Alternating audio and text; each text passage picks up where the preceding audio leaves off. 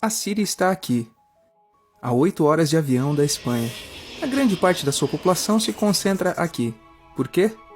Porque toda essa região é um enorme deserto, mas um deserto muito importante. Tem 1/3 das reservas de petróleo do mundo e também é de gás natural. Segundo alguns, o novo petróleo. Para tirá-lo daqui e levá-lo para a Europa, é preciso rodear essa península e sair pelo canal de Suez. Como você pode imaginar, aqui te cobram. Mas existe um jeito mais simples, a linha reta. Quem controla esse fluxo pode abri-lo e fechá-lo como uma torneira. Se você não paga, não tem petróleo e nem gás. Essa região é o máximo. A civilização do planeta começa em 3 locais e este é um deles. Mesopotâmia, aqui. Suméria, que é menos familiar, mas é o início de tudo, aqui também. Lembra da Torre de Babel da Bíblia? Foi feita por essa civilização. Egito, aqui. Sempre foi um ponto de contato entre o Oriente e o Ocidente, dando à Ásia saída para o Mediterrâneo. Talvez por isso, aqui nascem as principais religiões monoteístas. O judaísmo, o cristianismo, o islã é o último que chega e, de fato, acolhe os 2 anteriores. Adão, Noé, Moisés, Jesus Cristo são considerados profetas islâmicos. Bem, vamos ao ponto. Como a área é uma joia, todos querem controlá-la, e ela sempre esteve dentro de algum império. Persas, gregos, os romanos. O Império Romano termina partido em 2, e finalmente só sobrevive este. Agora é quando a última religião monoteísta, o Islã, construiu seu próprio império. Você se lembra das cruzadas? Pois são os europeus cristãos tentando recuperar essa área de que estamos falando. Os últimos a chegar são os turcos, mas veja bem, eles não vêm da Turquia, eles vêm da Ásia junto com Gengis Khan. Eles conquistam tudo e fundam o Império Otomano. O Império Otomano permanece aí até a Primeira Guerra Mundial, 600 anos. Quando acaba a Primeira Guerra Mundial, aparecem pequenos países onde estava o Império Otomano. E pela primeira vez, vemos a Síria no mapa. Até agora, tínhamos desenhado para não nos perder.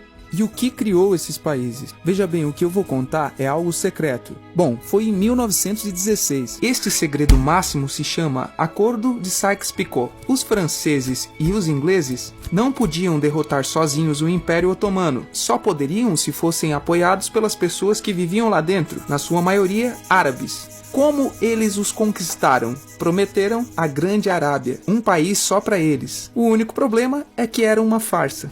Antes de prosseguir, vamos lembrar uma coisa. Os árabes são um povo, não uma religião. Isso é, um árabe pode ser muçulmano, pode ser cristão, e antes do Islã, aparentemente, houve tribos árabes com tradições judaicas. Bem, para os árabes não foi dado esse único país que tinha sido prometido. Em seu lugar, franceses e britânicos criaram diversos países pequenos. Esses países, obviamente, não eram países de verdade, mas áreas sob seu comando com governantes estabelecidos por eles. Durante esse tempo, eles fazem o que querem com a área. Lembre-se que há petróleo. A Síria, embora não tenha grandes reservas, tem fácil acesso ao mar, e a França, que ficou com a Síria, entrega a nação a empresas estrangeiras. Após a Segunda Guerra Mundial, os europeus se vão. No caso da Síria, são expulsos. Mas antes de irem, criam outro estado, Israel. Não é o momento de falar dele, mas é um estado muito controverso que seus vizinhos não o reconhecem. A prova disso é que logo que os britânicos vão embora, todos os estados passam a atacá-lo. A área agora vira uma grande bomba relógio. E enquanto isso, o que acontece com a Síria? Bem, não é muito estável, tem constantes golpes de Estado. Nessa época aparece na Síria uma ideologia que assume o controle e se expande por todo o mundo árabe, o Baás. Essa ideologia mistura o antigo sonho de uma só nação árabe com ideias socialistas e algo muito importante, é laica, ou seja, não é religiosa.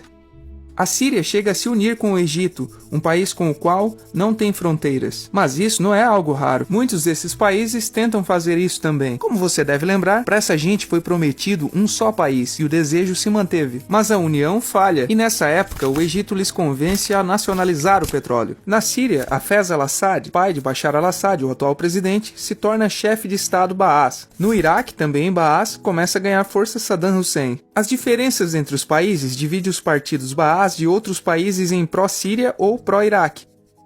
Começa a Guerra Fria, o mundo se divide em 2, ou você é dos Estados Unidos ou da União Soviética. São anos muito movimentados em que há muitos conflitos com Israel, então invadem seu vizinho Líbano e começam uma oposição islâmica ao regime Baas de Assad, a Irmandade Muçulmana. Voltemos atrás por um momento. Você lembra que a maioria dos árabes são muçulmanos? Bem, é verdade, mas dentro da religião muçulmana há dois ramos fundamentais, os sunitas, a maioria, e os xiitas. No caso da Síria, apesar de ser um estado laico, os governantes e chefes militares eram xiitas, os quais representam menos de 13% da população. Em contrapartida, quase 70% da população é sunita. Um dado curioso é que os cristãos são quase 10%. Bem, os xiitas controlam o governo, o exército e a população sunita. Este sentimento foi aproveitado pela Irmandade Muçulmana, que são islamistas radicais sunitas. Esses pegam em armas na cidade de Ramã contra o governo, e Assad acaba com a revolta à custa de matar milhares de civis e prender muita gente. No ano 2000, Assad pai morre e lhe sucede Assad filho. Frente a diversas pressões, liberta muitos presos, traz internet e esperança de mudanças. Há um período de grande debate político e aparece oposição. Também retorna a Irmandade Muçulmana. Os anos seguintes são difíceis. Prendem a oposição e Bush inclui a Síria no eixo do mal. Ele apresenta suas propostas e aí já está à mostra o que acontecerá com a Síria. Os curdos, um povo que vive distribuído por vários países da zona, começa a protestar também. Há repressão e mortos. Em 2011 ocorre a Primavera Árabe. O que é isso? Foi um protesto que foi se espalhando por todos os países árabes pedindo mais democracia. Como você pode ver, o mundo árabe pode estar dividido em países, mas tem tendências generalizadas. Quando chega à Síria, Assad filho acaba usando o exército e nos enfrentamentos morrem umas 1000 pessoas. Os enfrentamentos vão se aumentando até que se converte em uma guerra civil. Não há momento exato do início. O importante é que hoje em dia há inúmeras facções no jogo. Vamos vê-las.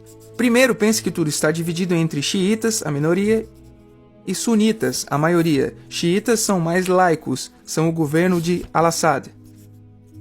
Controlam tudo isso, que caso se lembre, são as zonas xiitas do país. O governo de Assad está enfrentando todo o resto, também majoritariamente laico, mas sunita. É o Exército Livre da Síria, ou FSA em inglês.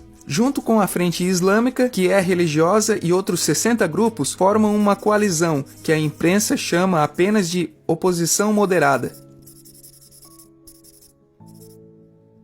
Também islamitas e sunitas, mas radicais, são a Al-Nusra, como é chamada a Al-Qaeda na Síria. Outros islamitas radicais são o autoproclamado ISIS, ou Estado Islâmico de Iraque e Síria. São uma dissidência da Al-Qaeda que controlam a maior parte da Síria e Iraque e são famosos pelas suas atrocidades. Seu objetivo é impactante para muitos. É a criação de um Estado Islâmico ao longo da Ásia, a África e aí por diante. Isso você já sabe. Em Al-Raa temos o povo curdo. Você lembra? Aquele que o presidente Assad reprimiu, pois igualmente os governos de países próximos também o fizeram. Agora eles controlam militarmente essa zona. Antes de terminarmos, repassemos os apoios militares internacionais até outubro de 2015. As forças de Al-Assad são apoiadas pela Rússia, que já tinha bases militares no país antes do conflito, pelo Irã e pela China. Todos são países daquilo que a Europa chama de Oriente. Contra Al-Assad, apoiando a chamada oposição, lutam Estados Unidos, Turquia,